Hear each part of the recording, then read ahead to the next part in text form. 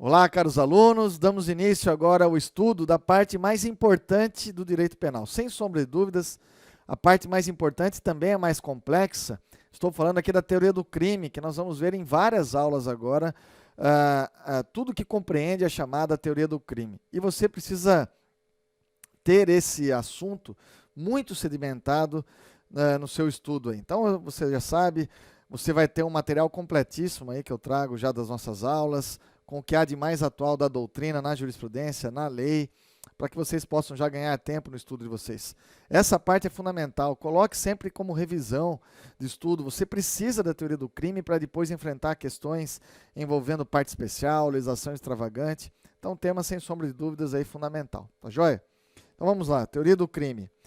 Bom, a gente começa falando do conceito analítico de crime. Crime como sendo um fato típico, ilícito e praticado por um agente culpável. Veja só, pessoal. Quando a gente fala em conceito de crime, você tem que lembrar que nós temos no direito penal 3 conceitos. O conceito legal ou formal é aquele que está na lei de introdução ao Código Penal, artigo 1º, que diz que infração penal é gênero, que tem 2 espécies, o crime e a contravenção penal. Crime as condutas mais graves, contravenção penal menos graves. O Brasil adota esse sistema dualista ou dicotômico de infração penal. Aí nós temos o conceito material de crime, ligado à ideia de bem jurídico. Então, conceito material de crime, crime é aquela conduta que acarreta uma efetiva lesão ou um efetivo perigo de lesão ao bem jurídico.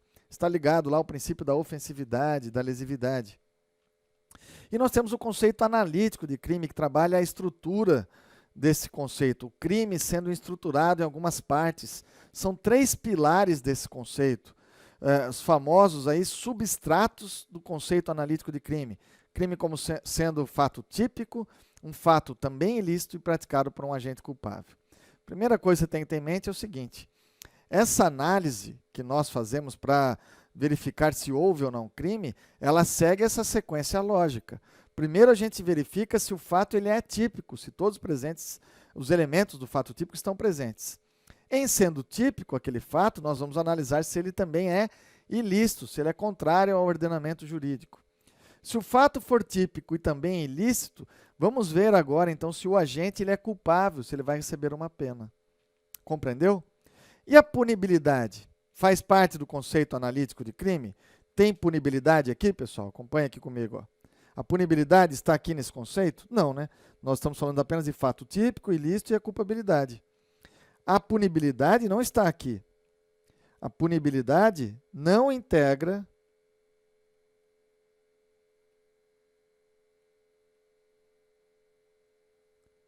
o conceito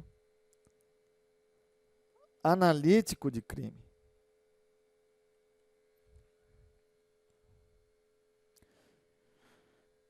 Então, a punibilidade não integra esse conceito analítico de crime. O que isso significa? Onde eu quero chegar com vocês? Que o sujeito pode ter praticado um crime e ter extinta a punibilidade dele e ainda assim o crime ocorreu. Basta a gente pensar na morte do agente. Então, o sujeito praticou um crime de roubo, um fato típico, ilícito, e ele é culpável. No curso do processo, ele veio a morrer. Teve lá um ataque cardíaco e morreu. Veja, extingue-se a sua punibilidade em razão da morte, claro, mas ele chegou a praticar um crime, um fato típico, ilícito e culpável. Abolício crimes, que a gente estuda lá na Lei Penal no Tempo, a descriminalização da conduta. Nós tivemos um crime, o sujeito praticou um crime, um fato típico, ilícito e culpável na época dos fatos. É que agora extinguiu-se a punibilidade pela abolício crimes. Mas a punibilidade não integra o conceito do crime, portanto. Crime é fato típico, ilícito e culpável. E você vai analisar assim, ó. Se nós não temos fato típico, você vai dizer que não há crime. Pode ser que você entenda que, analisando os fatos, você tem o fato típico. Mas ele não é ilícito, não é contrário ao ordenamento jurídico. Por exemplo, o sujeito agiu em legítima defesa. Matou alguém em legítima defesa, praticou um fato típico de homicídio, mas não é ilícito, logo não há crime. Agora, pode ser que o sujeito tenha praticado um fato típico, ilícito, mas não haja culpabilidade do agente. Aí você vai dizer que não há crime. Compreendeu? Bom, nós vamos analisar esse conceito analítico de crime de forma muito tranquila, muito devagar, porque aqui nós precisamos ir com muita calma. São várias teorias que a gente vai estudar ao longo de várias aulas aqui, pessoal. E aqui, ó, nessa tabela inicial, nessa página inicial aqui, vocês vão ver que nós vamos, ao longo da nossa aula, nós vamos preenchendo aqui esse slide aqui, ó. Então, isso aqui, inicialmente, você tem que ter aí na sua memória, e vocês vão ver que nós vamos preencher ao longo do nosso estudo os elementos do fato típico, os elementos da culpabilidade, fazer todo o vínculo, e você vai terminar o seu caderno sabendo tudo isso daqui. Isso aqui é fundamental, que você, após terminar o estudo da teoria do crime, que você entenda qual é a teoria da culpabilidade que nós aplicamos, qual é a teoria da conduta, o que significa a teoria da ratio cognoscendi entre a tipicidade e ilicitude, onde se situa o erro de tipo, o erro de proibição, quais são as suas consequências. Tudo isso você vai entender, onde está o dolo, onde está a culpa, o que é dolo natural, o que é dolo normativo. Tudo bem? No final você vai ter tudo isso muito claro na sua mente, aí eu tenho absoluta certeza disso. Então vamos lá. Então a gente começa aí a análise, claro, nós vamos seguir essa sequência lógica. Nós começamos pelo primeiro substrato do crime aqui, que é o fato típico. E o conceito está aqui, ó. Fato típico é um fato humano indesejado, conceito de Rogério Sanches que eu trago para vocês. Um fato humano indesejado na nossa sociedade, que, norteado pelo princípio da intervenção mínima, consiste numa conduta provocadora de um resultado, ajustando-se a um tipo penal. Então você já percebe que fato típico e tipo penal são coisas distintas. Esse é o conceito que nós estamos trazendo aqui de fato típico. Tá? O que mais nos interessa nesse momento? Quais são os elementos do fato típico, do primeiro substrato do crime? O primeiro elemento é a conduta. Nós analisamos a conduta. Depois, nós vamos analisar o resultado advindo dessa conduta. Na sequência, o nexo causal, o liame, que se estabelece entre conduta e resultado. E, por fim, a tipicidade. Então, é isso que nós vamos destrinchar com vocês aqui, ó. Vamos falar tudo sobre conduta, que você tem que saber, as teorias que envolvem, tudo sobre resultado e suas teorias, tudo sobre nexo causal e suas teorias, tudo sobre tipicidade. Aí sim a gente encerra fato típico e passamos à análise da ilicitude. Fazemos o mesmo aqui na ilicitude até a gente encerrar com a culpabilidade. Então, começando com conduta. Qual o conceito de conduta? Se cai uma pergunta assim para você na sua prova, qual o conceito de conduta? Você tem que falar para o examinador o seguinte, tá, mas você quer saber o conceito de conduta em relação a qual teoria? Nós temos inúmeras teorias, pessoal, que envolvem o conceito de conduta, tá? Isso foi muito trabalhado no direito alemão. O Código Penal não traz um conceito de conduta, então sobrou para a doutrina, e a doutrina alemã que trabalha com maestria esse conceito. E são várias, inúmeras as teorias, e nós vamos trabalhar as principais, aquelas que o Brasil acabou importando, tá bom? Então vamos ver a evolução do conceito de conduta com vocês. Conceito de conduta, portanto. Na teoria clássica, essa teoria aí também chamada de causal, vamos anotar aqui, ó. Teoria clássica também chamada de teoria causal. Teoria mecanicista. Ou ainda uma teoria naturalista. Teoria clássica, primeira teoria do conceito de conduta, foi desenvolvida no início do século XIX pelos penalistas von List, Belling e Radbruch, no início, portanto, do século XIX. Qual o conceito de crime para eles, né, primeiramente? O que eles entendem por crime? Ó, eles diziam que crime tinha esse conceito também tripartite. Crime como sendo um fato típico, ilícito e praticado por um agente dotado de culpabilidade. O que a gente precisa entender aqui? Vamos explicar, vamos esclarecer aqui esse conceito de crime para a teoria clássica. Ó, então, teoria clássica, crime é fato típico, ilícito e culpabilidade. Vejam, quais os elementos do fato típico? Quais os elementos aqui do fato típico? Conduta, resultado, o nexo causal e a tipicidade.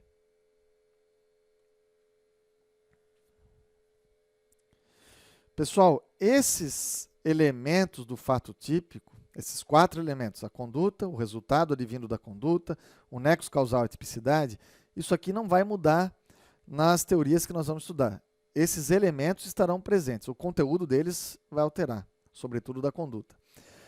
Então, isso aqui não vai mudar no fato típico, tá bom? Então, ó, volta aqui para mim, então. Fato típico é conduta, resultado, nexo causal e tipicidade. Já salve isso aí, ó, na sua memória, que essa conduta aqui é desprovida de finalidade. Não tem finalidade. Depois eu vou explicar para vocês. Fato ilícito é tudo aquilo que é contrário ao ordenamento jurídico. Aqui a gente não precisa nos preocupar, isso aqui não tem dificuldades. E a culpabilidade? Culpabilidade, pessoal, ela tem 2 elementos. Olha só como ela era pobre nesse começo. A imputabilidade do agente e o dolo e a culpa. Ó, nós estamos estudando as teorias da conduta, certo? Nós vamos estudar isso. Essa é a teoria causal, teoria clássica, ou sistema causal, sistema clássico, mecanicista, natural. Só que quando a gente já estuda a teoria da conduta, esse é um grande erro do aluno, ele não percebe isso quando está vendo nos livros. Quando você está estudando a teoria da conduta, você já tem que fazer um link com as teorias da culpabilidade. Nós temos uma evolução das teorias da culpabilidade que acompanham essas teorias da conduta. Isso vai ficar muito claro para você aqui. Se você já estudou direito penal nos cursos, aí você consegue ter isso muito claro na sua mente.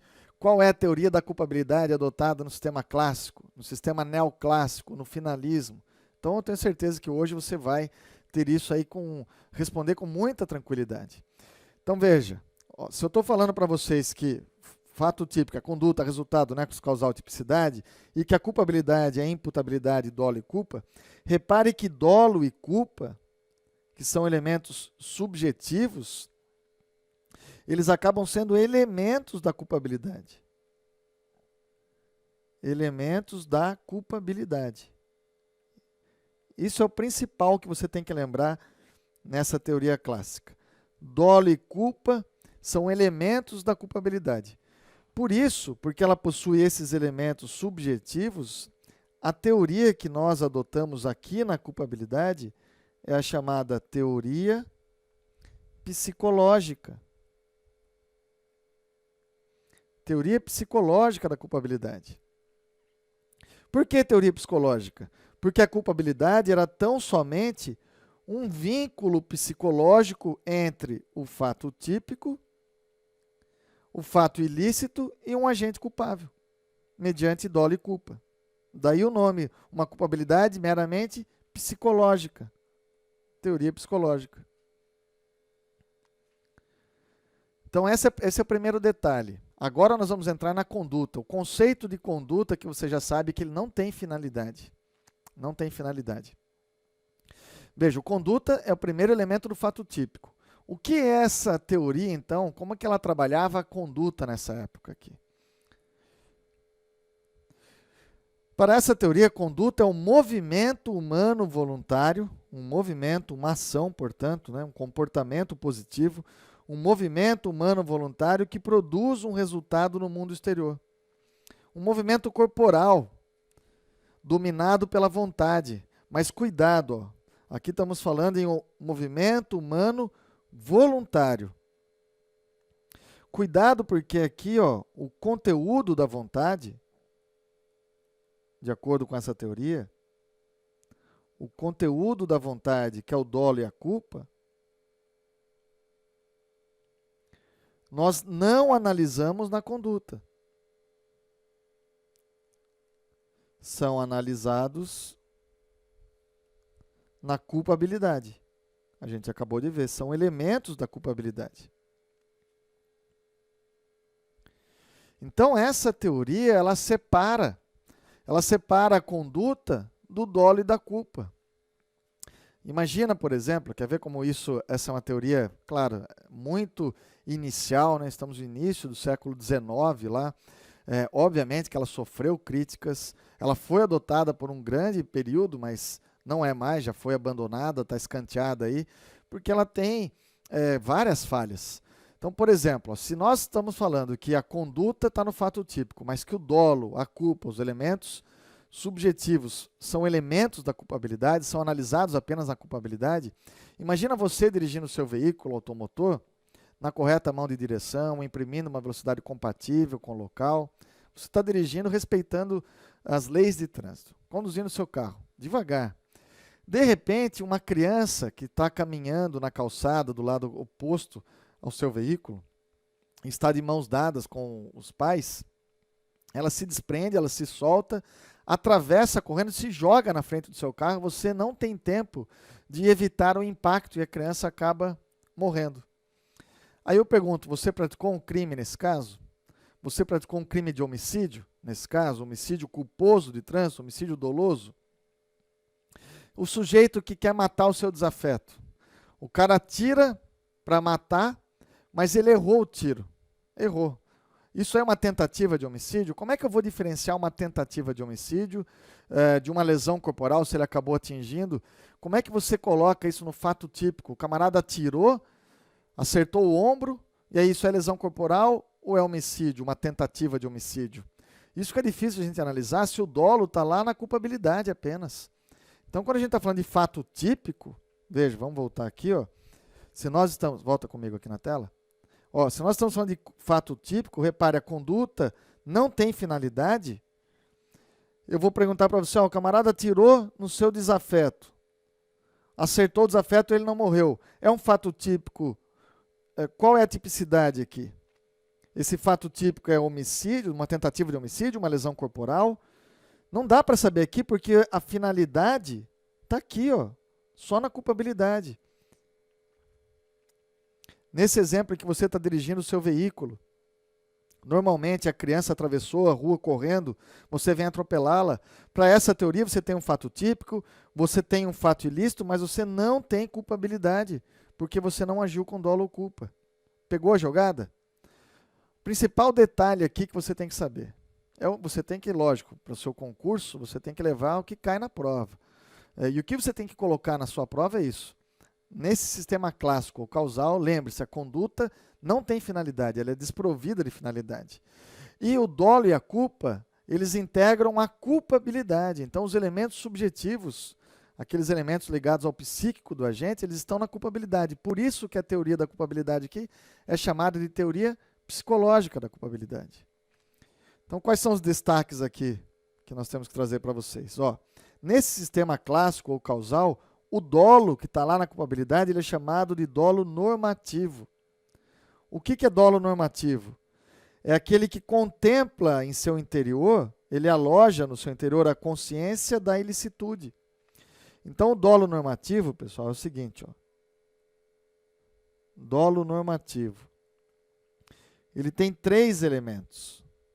A vontade, mais a consciência, e mais ainda, a consciência da ilicitude.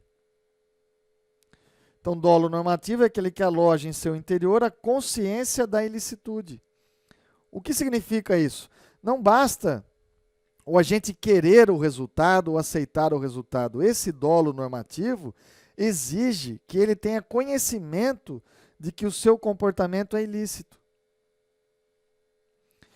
Então, esse dolo normativo que está presente no sistema clássico é aquele que quer dizer o seguinte, olha, o camarada atirou para matar, matou alguém, então ele tinha vontade, ele tinha consciência naquele momento, e ele sabia que matar era crime. Então ele agiu de forma dolosa. Então ele tem que ter a consciência da ilicitude, isso está no dolo. Vontade mais consciência de realizar a conduta e consciência de que o seu comportamento ele é ilícito, contrário ao ordenamento jurídico. Ele roubou um carro, tinha vontade, tinha consciência do que estava fazendo e sabia que roubar é crime. É isso que é o dolo normativo. Tá? Então, nesse sistema clássico, Os destaques estão aqui, ó. Dolo e culpa estão na culpabilidade. Por isso, nós vamos dizer que essa teoria é chamada de psicológica. Teoria psicológica da culpabilidade. E é a teoria clássica da conduta. Esse dolo aqui é normativo, ou seja, ele contempla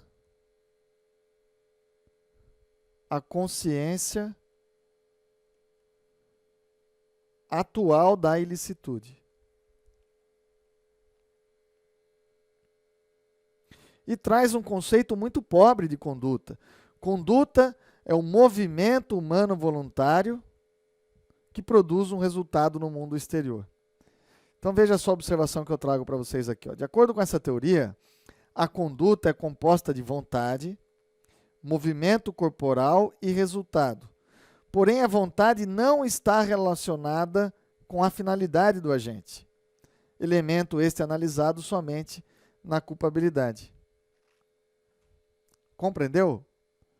Pessoal, falou em sistema clássico. Primeira coisa, tem que falar, aquela conduta, dolo e culpa não faz parte da conduta. A conduta não tem uma finalidade. É um comportamento humano, voluntário, que produz um resultado no mundo exterior. Um conceito muito pobre de conduta, muito simples. Lembrar que lá na culpabilidade nós temos a imputabilidade do agente, saber se o agente é imputável ou não, maior de 18 anos, mentalmente são, isso que é a imputabilidade. E que o dolo e a culpa são elementos da culpabilidade. Por isso, a teoria da culpabilidade aqui é chamada de teoria psicológica da culpabilidade. Esse dolo que tem aqui é chamado de dolo normativo, porque ele exige a consciência atual da ilicitude. Quais são as críticas dessa teoria? Aí vai dar uma clareada aqui também. Ó. Críticas à teoria clássica ou causal da conduta. Primeiro, ela não explica os crimes omissivos. Por que não? Porque qual é o conceito de conduta que eu trouxe para vocês? Ela fala, olha, conduta é um movimento humano. Então, essa teoria não explica de maneira adequada os crimes omissivos, que correspondem a uma inação. Crimes sem movimento. Então, essa é a primeira crítica. Como que a omissão de socorro vai ser crime? Se a conduta é um movimento humano, um comportamento positivo, como é que nós teríamos, então, no nosso ordenamento jurídico aqui, os crimes omissivos? Não daria, né? O crime omissivo jamais seria crime para essa teoria. Então, é uma crítica forte. Segunda crítica. Ela não explica de forma adequada a tentativa. Como a gente tem que fazer análise do dolo e da culpa só lá na culpabilidade, não há como distinguir a lesão corporal da tentativa de homicídio, por exemplo. De fato, pessoal, é aquilo que eu disse. O camarada deu uma facada no seu desafeto, acertou aqui o ombro do desafeto. Como é que nós vamos dizer se isso é uma tentativa de homicídio ou uma lesão corporal? Isso não dá ali no fato típico, onde está a conduta.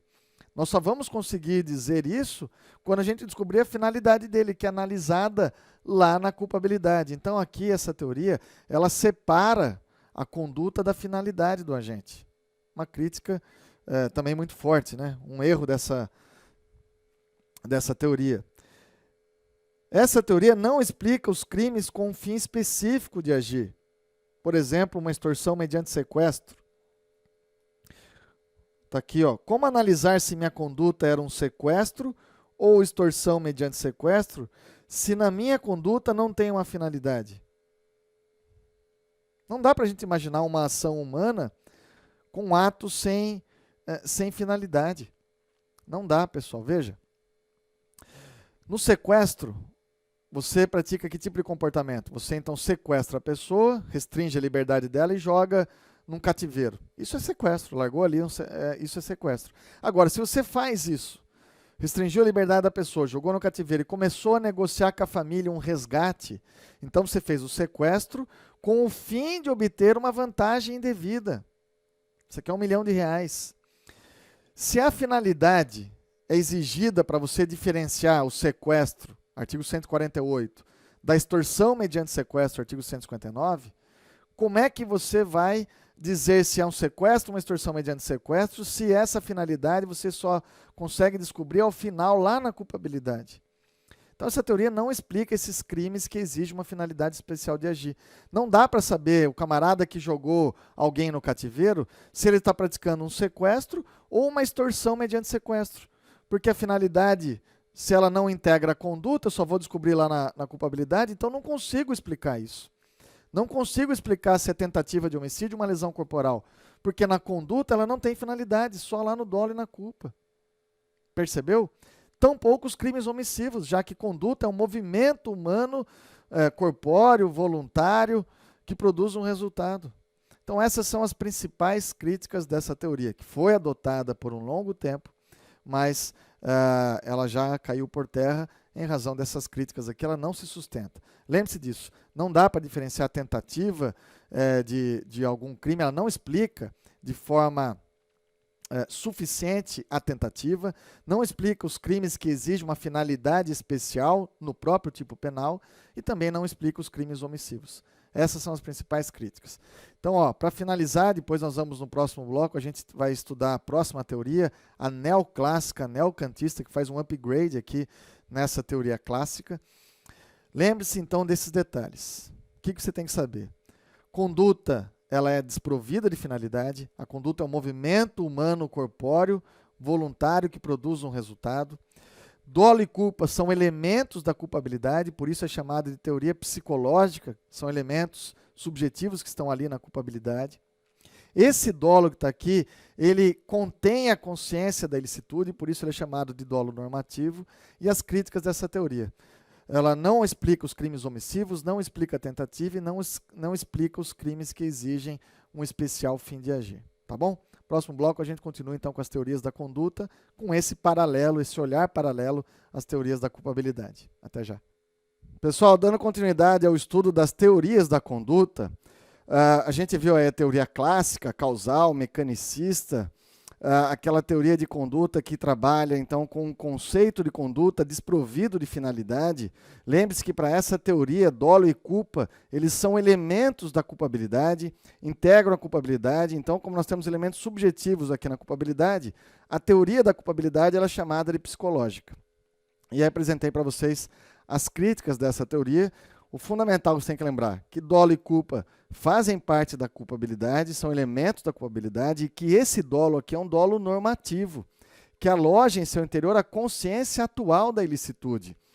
O camarada tem que ter vontade de praticar o comportamento, consciência de que está praticando aquele comportamento, e mais, a consciência atual de que o seu comportamento é contrário ao ordenamento jurídico, é criminoso. Então essa é a ideia aí, então, que você tem que levar em relação para a sua prova em relação à teoria clássica. Aí nós vamos trabalhar agora a teoria neoclássica. Teoria neoclássica, para florear, alguns chamam de teoria neocantista. Então, se aparecer aí neocantista, você já sabe que é a teoria neoclássica.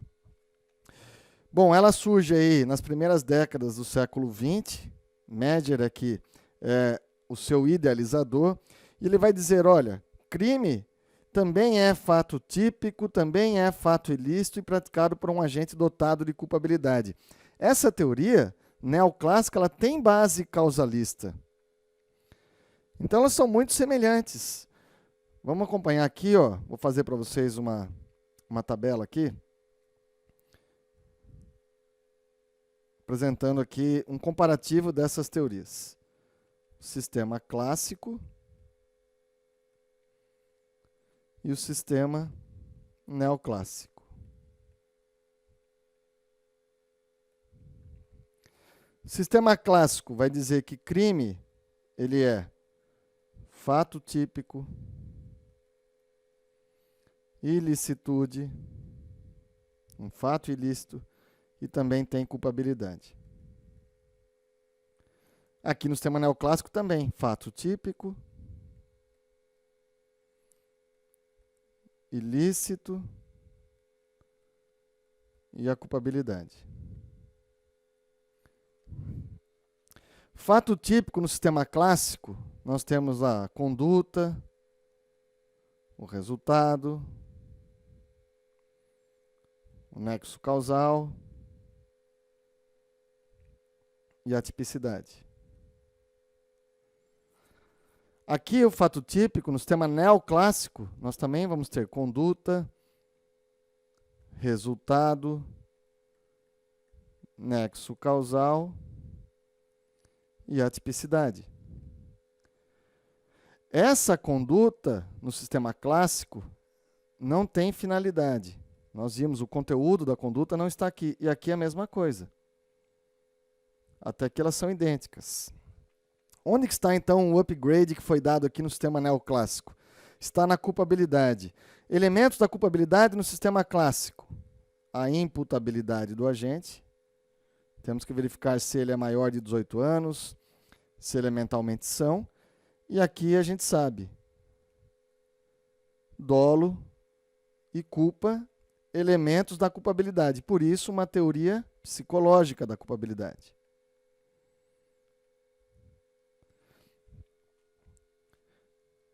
E a culpabilidade no sistema neoclássico? Então, aqui nós vamos ter, no sistema neoclássico, imputabilidade do agente, dolo e culpa, olha só, pessoal, dolo e culpa continuam como elementos da culpabilidade. Qual a diferença aqui, então? A diferença vem agora. Nesse sistema neoclássico, é acrescentado um elemento na culpabilidade. Um elemento normativo, que é a exigibilidade de conduta diversa. Exigibilidade de conduta diversa. Então, é somente aqui que elas se distinguem. O que significa um elemento normativo? Elemento normativo é aquilo que precisa ser valorado no caso concreto, que nós temos que analisar casuisticamente em cada caso. Então, se era exigível ou não daquele agente um comportamento distinto. Será que nós vamos aprofundar isso, a gente vai estudar todos os elementos aqui do crime, né, inclusive da culpabilidade. Mas só para você entender o que é elemento normativo, a gente tem que se colocar no lugar daquela pessoa que praticou aquele comportamento e verificar, será que eu, o homem médio, aquele homem padrão na sociedade, será que eu teria o mesmo comportamento que aquele camarada teve? Se a gente entender que o homem médio teria aquele mesmo comportamento, não era exigível dele uma conduta diversa, ele não teria culpabilidade. Para isso, a gente tem que analisar caso a caso, caso concreto. Por isso que é um elemento normativo, precisa ser valorado em cada situação concreta, casuisticamente. Percebeu a única diferença desse sistema neoclássico para o sistema clássico? Está aqui. É acrescentada, então, na culpabilidade, um elemento normativo. Aí eu pergunto, qual é a teoria da culpabilidade aqui no sistema neoclássico ou neocantista? Agora ficou fácil. Vamos anotar aqui, ó. Nesse sistema, repare, se no sistema clássico, dolo e culpa, elementos subjetivos, integravam a culpabilidade, lá nós tínhamos uma teoria psicológica, dolo e culpa continuam na culpabilidade aqui no sistema neoclássico, né? Então, aqui a teoria continua sendo uma teoria psicológica. Teoria psicológica da culpabilidade. Só que ela tem esse elemento normativo na culpabilidade que foi acrescido. Então, nós temos aqui ó, a teoria psicológico. O nome dessa teoria é teoria psicológico normativa.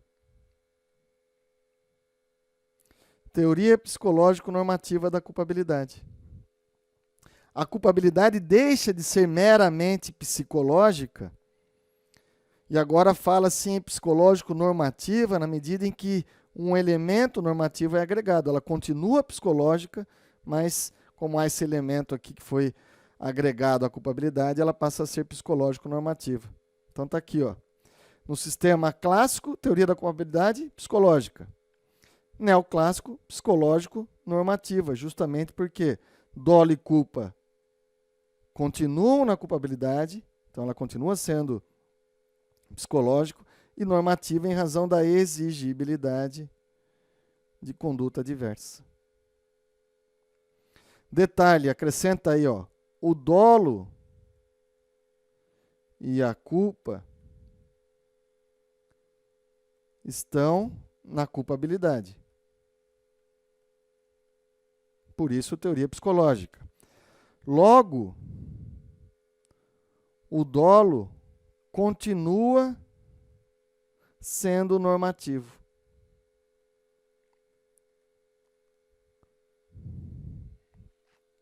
Esse dolo continua sendo normativo. Aquela consciência atual da ilicitude se faz presente.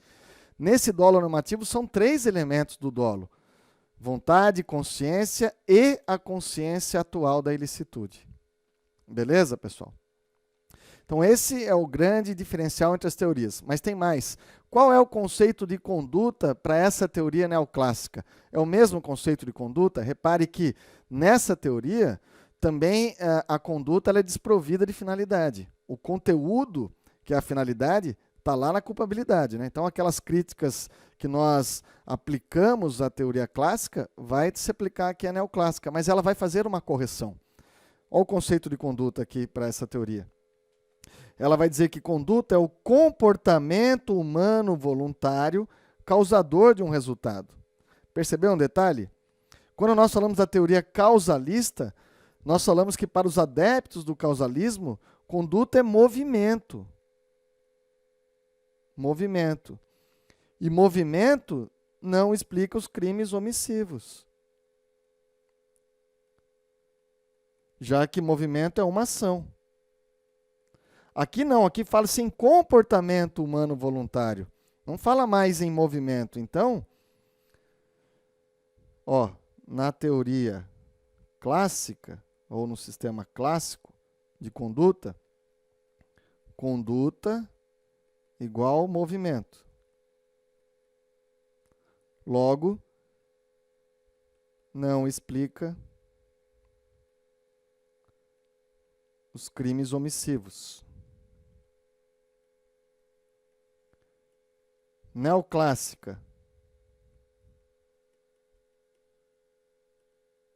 Conduta é comportamento. E comportamento abrange os crimes omissivos. Faz essa correção. Comportamento pode ser, então, positivo ou negativo. Abrange os crimes omissivos. Mas repare, esse comportamento desprovido de finalidade. Dolo e culpa não estão na conduta, estão lá na culpabilidade. Então estudamos aí, o que interessa para vocês, que vocês têm que entender, é exatamente isso. O conceito de conduta para essas teorias, as críticas apresentadas e fazer esse link com a culpabilidade. Então, inicialmente, uma teoria psicológica da culpabilidade, agora avançamos para uma teoria psicológico-normativa, e agora a gente vai trabalhar com vocês o finalismo penal. Hans Weltzel, pai do finalismo. Então, finalismo penal, criada por Hans Weltzel, meados do século XX. E o que ele vai dizer, o Weltzel? O grande detalhe dessa teoria está aqui. Ele percebe que o dolo e a culpa estavam inseridos no substrato errado. Ou seja, não tem que estar na culpabilidade. Não tem que estar na culpabilidade. Ele vai dizer que o crime continua sendo tripartite, fato típico, ilícito e praticado por um agente culpável. Mas qual a diferença, então, das teorias anteriores? A gente vem de um sistema neoclássico,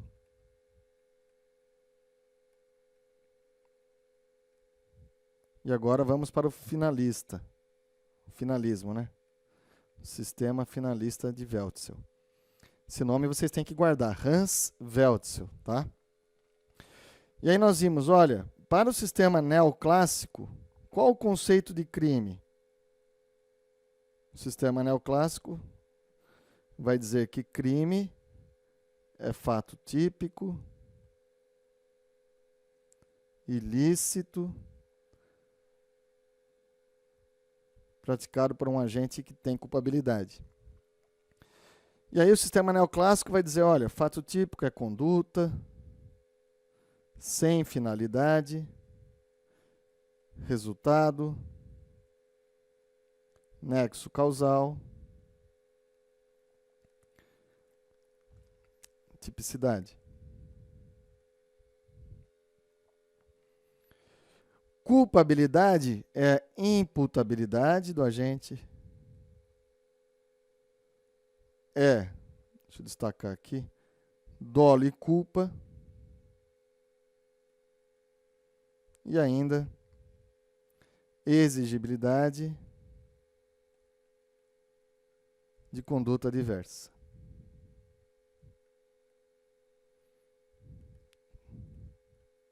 E por isso, essa teoria aqui da culpabilidade é chamada de teoria psicológico-normativa.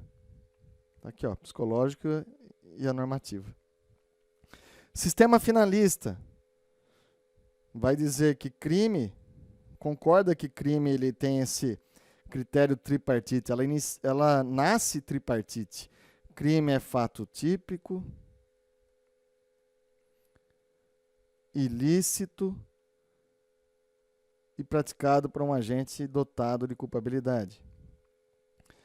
Aqui os 4 elementos estão presentes. Conduta, resultado, nexo causal e tipicidade. Só que o Veltz vai dizer o seguinte, falou, peraí, aqui, pessoal, na conduta, ele percebe que essa conduta ela não é desprovida de finalidade, por isso que é um sistema finalista. Vai dizer que toda conduta ela tem um fim.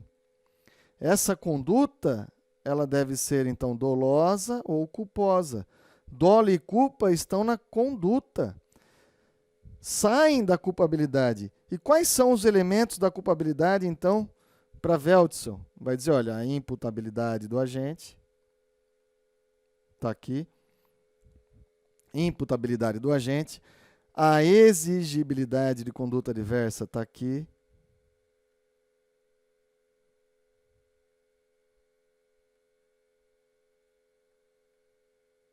E o que está aqui, então, no número 2? Qual seria o segundo elemento da culpabilidade, já que não é a dolo e culpa? Aí ele fala aqui, ó, é a potencial consciência da ilicitude. Uma potencial consciência da ilicitude. Então perceba, qual foi a grande jogada aqui de Veltzel? Veltzel ele fala, olha, está errado, dolo e culpa não integram a culpabilidade. Não existe conduta sem finalidade. Toda conduta tem um fim, por isso que é finalismo. Então ele migra, ele tira a conduta aqui, dolo e culpa, tira dolo e culpa, perdão, da culpabilidade e leva lá para a conduta. A conduta passa a ser dolosa ou culposa. E acrescenta a potencial consciência da ilicitude. Qual é a teoria que nós temos aqui, então, na culpabilidade agora? Nós não temos mais dolo e culpa aqui, não temos mais elementos subjetivos, então nós não temos mais uma teoria psicológica agora.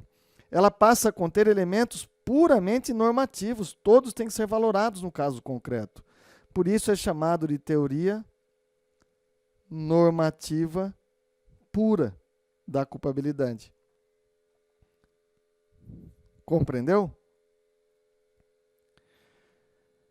Essa foi a grande contribuição de Veltzel com a teoria finalista aqui para o direito penal. Ele vai dizer, está errado a gente falar que dolo e culpa está aqui no último substrato, na culpabilidade. Não, não dá para a gente imaginar uma conduta sem um fim, sem uma finalidade. Toda conduta tem que ser ou dolosa ou culposa. Então ele migra dolo e culpa aqui da culpabilidade, vem parar aqui no primeiro substrato, que é o fato típico, está dentro da conduta, e acrescenta a potencial consciência da ilicitude. Nós não temos mais nenhum elemento subjetivo, nada ligado ao psíquico na culpabilidade. Então a teoria da culpabilidade deixa de ser psicológica. Passa a ser uma teoria puramente normativa, só com elementos normativos que precisam ser valorados no caso concreto. Então a gente sai de uma teoria psicológica, passa para a psicológica normativa e agora uma teoria normativa pura. Compreendeu? Lembra daquele exemplo que eu falei lá no início, na teoria clássica? Falei, imagina que você está dirigindo seu veículo, respeitando os sinais de trânsito, as leis de trânsito, está lá tranquilo e de repente uma criança se desprende dos pais ali e se joga na frente do seu carro e você não consegue evitar o impacto. Para aquelas teorias anteriores, como dolo e culpa integram a culpabilidade, você praticou um fato típico, um fato ilícito, contrário ao ordenamento jurídico, mas você não responde por crime porque você não tem culpabilidade. Para o finalismo, você sequer praticou um fato típico, porque sua conduta não foi dolosa ou culposa. Nesse exemplo aqui, a criança se jogou na frente do seu veículo, culpa exclusiva da vítima. Então, nem fato típico tem.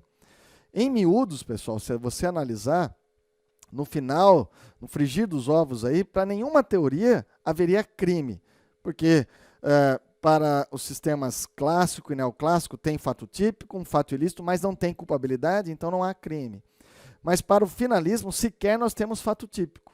Tá? O importante é você entender, então, onde que estão alojados esses elementos e aí compreender as teorias da conduta e teorias da culpabilidade. Por isso que eu tenho ido com muita cautela aqui, bem devagar, mas a gente tem que aprofundar ainda o finalismo com vocês. Então você já entendeu aqui a teoria normativa pura, que nós migramos o dolo sai da culpabilidade e vem parar na conduta. Esse dolo não é mais o dolo normativo, é o chamado dolo natural. Ele independe da consciência da ilicitude. Esse dolo natural tem apenas dois elementos: a vontade mais a consciência. Vontade mais consciência. E o dolo normativo, lembra que tinha aqui, ó, consciência atual da ilicitude? Esse é o dolo normativo, né? Essa consciência atual da ilicitude, ela sai do dolo, que está na conduta, você já sabe, o dolo integra a conduta, sai do dolo e vai para a culpabilidade. Essa consciência que é atual da ilicitude passa a ser uma consciência potencial, é a potencial consciência da ilicitude. Então a consciência atual da ilicitude, que era real, uma consciência real, uma consciência atual da ilicitude, ela fica na culpabilidade e passa a ser meramente potencial. Então, em resumo, ó, guarda isso aqui. Sistema clássico de conduta, o dolo é normativo. Tem que ter consciência, tem que ter vontade e consciência da ilicitude. No sistema clássico, esse dolo está onde? Na culpabilidade. Por isso, teoria psicológica da culpabilidade. No sistema neoclássico, o dolo continua sendo normativo. Tem que ter consciência, vontade, mais a consciência da ilicitude. Esse dolo continua integrando a culpabilidade. Por isso, a teoria aqui ela é psicológica, só que psicológico normativa, porque foi agregado um elemento normativo que é a exigibilidade de conduta diversa. No finalismo, esse dolo ele é natural. Nós temos dois elementos apenas, consciência mais vontade. E o dolo agora integra a conduta, está lá no fato típico, no primeiro substrato. Compreendeu? Fácil? Pessoal, isso é fundamental. Então, onde se situa o dolo e culpa, onde se situa esse elemento e esse tipo de dolo normativo, dolo natural, você tem que lembrar e entender isso aqui muito bem. Isso aqui despenca em concurso, em todas as etapas, primeira fase, segunda fase, prova oral. Essa parte é fundamental, tá bom? Ó, continuando. Quais são as características marcantes do finalismo, então? O que a gente percebe? Surge a chamada culpabilidade vazia. Isso aqui caiu em prova oral, Ministério Público de Minas Gerais. O que seria culpabilidade vazia? Por que no finalismo a gente diz que a culpabilidade é vazia? Porque ela foi esvaziada em relação aos elementos psicológicos. Então, no finalismo, temos uma culpabilidade vazia porque nós não temos mais elementos psicológicos. Dolo e culpa saem da culpabilidade e foram parar lá na conduta, primeiro elemento do fato típico. Outra pergunta de prova oral. Dentro dessas características marcantes do finalismo, nós temos o dolo natural, também chamado de neutro, sem cor ou acromático. Então, caiu na prova. O que é dolo colorido e dolo sem cor? Então, cuidado. Ó. Dolo natural, você já sabe, é o dolo do finalismo. Dolo natural. independe da consciência da ilicitude.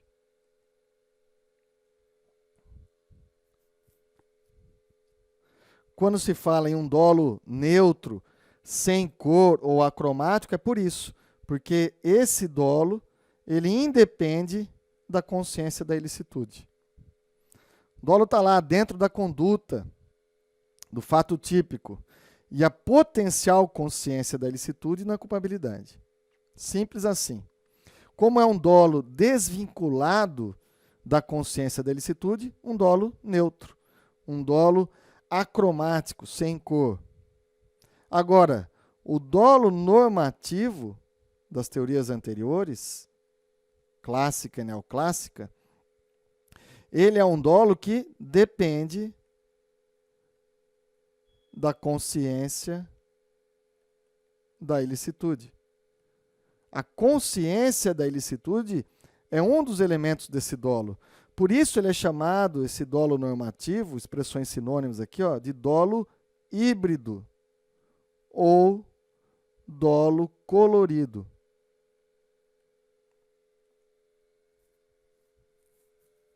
Tá? O que costuma confundir o candidato na hora? Porque quando ele fala, olha, no finalismo, a teoria da culpabilidade é uma teoria normativa pura, então o dolo aqui é normativo. Teoria normativa, dolo normativo. É justamente o contrário. Aqui, na teoria normativa pura, a culpabilidade só tem elementos puramente normativos, que precisam ser valorados no caso concreto. A imputabilidade, a potencial consciência da ilicitude e a exigibilidade de conduta diversa, que são analisados nessa sequência lógica. Nós vamos explicar no momento oportuno. Então, esse dolo, no finalismo, não está na culpabilidade, está lá na conduta. Esse é um dolo natural. O dolo normativo não faz parte da teoria normativa pura da culpabilidade. O dolo normativo faz parte das teorias psicológicas da culpabilidade. Psicológica lá do sistema clássico ou a psicológico normativa do sistema neoclássico. Tá bom? Então não confundam isso, pessoal. Então vamos lembrar aqui, ó, teorias da culpabilidade. No sistema clássico, dita para mim aí, só para aí, sistema clássico, qual é a teoria? Agora eu sei que você entendeu, é a teoria psicológica. Dolo e culpa são elementos da culpabilidade. Aí tivemos um upgrade, né, no sistema neoclássico, qual é a teoria? Lembra-se disso? Ela acrescentou um elemento na culpabilidade. É a teoria psicológico normativa. E no finalismo, teoria normativa pura. Então, muita atenção, muito cuidado com isso. Eu quero que você compreenda, que você entenda. Pessoal, essas teorias, claro que você estudar nas obras, isso é muito profundo. Isso aqui, de fato, é super importante. Mas eu estou trazendo aqui para vocês compreenderem, e é a essência. É isso que você tem que saber. Se você souber isso, você vai matar qualquer questão de prova envolvendo teoria do crime. Tá? Nós vamos ver que, ao longo dos nossos estudos, nós vamos estar falando sobre esses sistemas aqui. Tá? Eu vou sempre deixar uma tabela para a gente situar cada elemento que a gente vai estar estudando, para isso cada vez ficar mais gravado na sua memória aí. Então, teorias da culpabilidade, teoria psicológica no sistema clássico de conduta, psicológico normativa no sistema neoclássico de conduta e normativa pura no finalismo. E afinal de contas, qual o conceito de conduta para Weltzel? O sistema finalista entende que conduta é o quê? Está aqui, ó, é o comportamento humano voluntário psiquicamente dirigido a um fim. Claro, né, se estamos falando de finalismo, obviamente que no conceito de conduta, Weltzel ia falar dos elementos subjetivos, ia falar da finalidade. Toda conduta é orientada por um querer.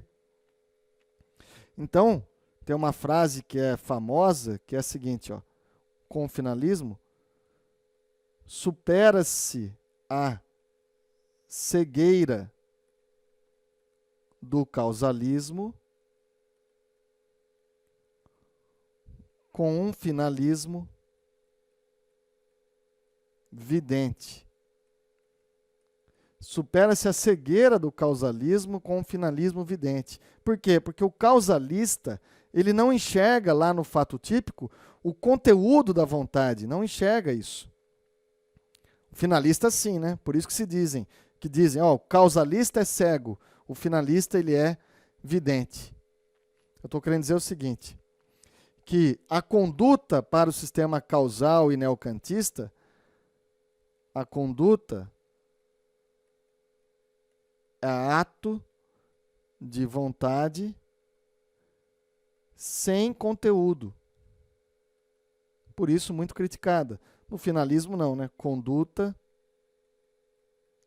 é ato de vontade com conteúdo. Joia, pessoal? Tranquilos? Já estava aqui. Então, para finalizar o finalismo, lembre-se, então, no sistema clássico ou causal, dolo e culpa são analisados na culpabilidade. Então, a culpabilidade ela é psicológica. Neoclássica ou neocantista, dolo e culpa também são analisados na culpabilidade. Continua sendo psicológica. Só que aqui normativa, porque foi acrescido de um elemento normativo. E no finalismo, dolo e culpa são analisados no fato típico. Mais precisamente na conduta. Dolo e culpa integram a conduta. A conduta ou é dolosa ou é culposa. Tá aí, pessoal. As principais teorias são essas, tá bom? A gente ainda precisa estudar com vocês o funcionalismo penal, que aí não está muito ligado ao conceito de conduta, vou trabalhar também com vocês isso, mas ele é mais uma ideia de um sistema como um todo.